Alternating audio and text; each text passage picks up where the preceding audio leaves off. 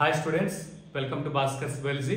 ఈ వీడియోలో ఇంటర్మీడియట్ అంటే ఫస్ట్ ఇయర్ పాయింట్ ఆఫ్ వ్యూలో మనకి మార్ఫాలజీ ఆఫ్ ఫ్లవరింగ్ ప్లాంట్స్ ఈ చాప్టర్ సంబంధించి కొన్ని టాపిక్స్ అయితే మనం అప్లోడ్ చేయడం జరిగింది. దానికి నెక్స్ట్ వస్తున్నట్టు ఓకే స్టూడెంట్స్, నా వీడియోస్ అయితే కంపల్సరీ లైక్ చేయండి, మీ ఫ్రెండ్స్ కూడా షేర్ చేయండి. ఖచ్చితంగా లైక్ చేయడం మాత్రం మర్చిపోతుంది. చూసిన ప్రతి ఒక్కరు కూడా లైక్ చేయండి. ఇలా లైక్ చేయడం ఏమవుతుందంటే వీడియో ఎక్కువ మందికి వెళ్ళడం జరుగుతుంది.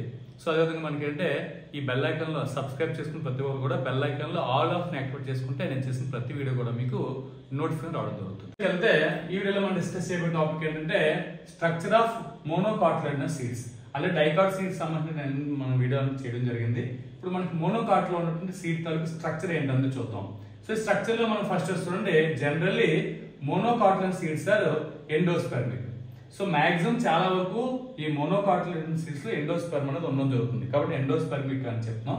బట్ సమ్ యాజ్ ఆర్చిడ్స్, మనకి ఆర్కిడ్స్ అనొచ్చు, ఆర్చిడ్స్ అనొచ్చు, వీటిని ఏంటంటే నాన్ ఎండోస్పెర్మిక్.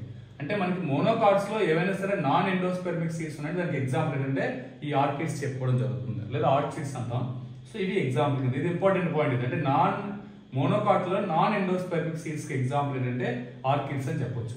నెక్స్ట్ చూడండి, in the seeds of cereals such as maize. Maize example గా తీసుకోవడం జరిగింది.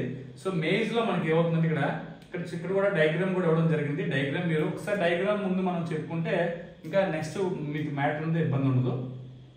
ఫస్ట్ ఈ స్ట్రక్చర్ మొత్తాన్ని చూద్దాం. అయితే ఇక్కడ మనకి ఇది structure of monocot seeds. Monocot seeds structure వచ్చేసరికి ఇందులో మనకి టూ పార్ట్స్ ఇచ్చి చూడండి, ఎండోస్పెర్మ్ ఒకటి, ఎంబ్రియో ఒకటి.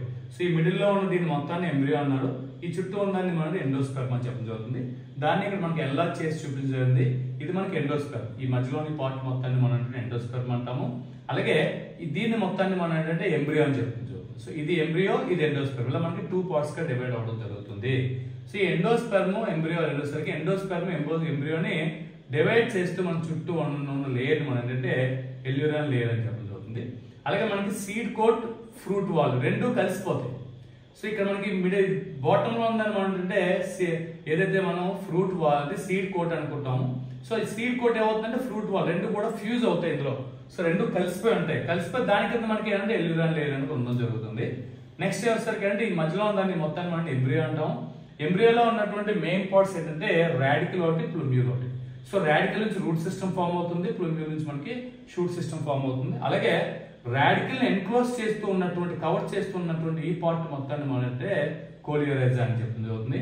అలాగే ప్లూమ్యూల్ ని ఎన్క్లోజ్ చేస్తూ ఉన్నటువంటి ఈ పార్ట్ మొత్తాన్ని మనం అంటే కోలియోప్టైల్ అని చెప్పడం జరుగుతుంది. అలాగే ఈ పైన ఈ స్ట్రక్చర్ మొత్తాన్ని మనం అంటే స్కూటెల్లం అంటాము. సో ఈ స్కూటెల్లం అనేది ఏంటంటే ఇక్కడ మనకి అంటే దీనికి సంబంధించిన ఇన్ఫర్మేషన్ మొత్తం మనకి ఇక్కడ మ్యాటర్ ఉంటుంది. సో ఈ మ్యాటర్ ఒకసారి చూస్తే ఇంకా మీకు బెటర్ గా అర్థమవుతుంది. ఇక్కడ మనకి సీడ్ కోట్ ఈజ్ మనకి అంటే membranous and generally fused with fruit wall. అంటే సీడ్ కోట్ అనేది ఏదైతే ఉందో సీడ్ కోట్ అనేది ఏంటంటే ఫ్రూట్ వాల్ తో ఫ్యూజ్ అవ్వడం జరుగుతుంది. జనరల్ గా ఇది ఈ మోనోకాట్స్ ఈ రకంగా ఉంటుంది. అంటే seed coat, fruit wall, fruit wall separate చేస్తే మన సీడ్ లా సపరేట్ అవ్వడం వల్ల కాకుండా మనకి రెండు కూడా కలిసిపోయి ఉంటాయి. ఫ్రూట్ వాల్ ను సీడ్ కోట్ రెండు కూడా కలిసిపోయి ఉంటుంది. The endosperm is bulky and store food materials. So endosperm ఏమవుతుంది చాలా ఎక్కువ ఉంటుంది, ఇది ఫుడ్ మెటీరియల్ స్టోర్ చేయడం అనేది జరుగుతుంది. ఇది మనకి ఇచ్చాడు. Next the outer covering of endosperm separates the embryo by the proteinaceous layer called elluran layer. ఇక్కడ మనం చూడండి, ఈ రెండింటిని సపరేట్ చేస్తూ మన చుట్టూ ఉన్నటువంటి ప్రోటీనేసియస్ లేయర్ మనం ఏమంటే ఎల్యూరాన్ లేయర్ అని చెప్పడం జరుగుతుంది. ఇది ఇంపార్టెంట్ పాయింట్ ఇది. సో ఎల్యూరాన్ లేయర్ తర్వాత the embryo is small and situated the groove at the one end of the endosperm. Endosperm కి వన్ ఎండ్ లో మనకి ఏమవుతుంది గ్రూవ్ లా ఉంటుంది. ఆ గ్రూవ్ లో మనకి ఎంబ్రియో అనేది ఉండడం జరుగుతుంది. అయితే చూడండి, it consists of one large and shield shaped cartilage known as scutellum.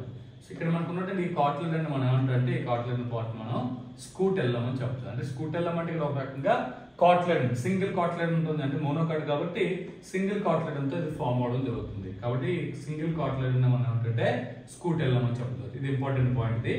And the short axis with ప్లూమ్యూల్ radical. So ఇందులో మనకి షార్ట్ యాక్సిస్ లో ఇది మనకి రాడికల్ అని చెప్పుకున్నాము.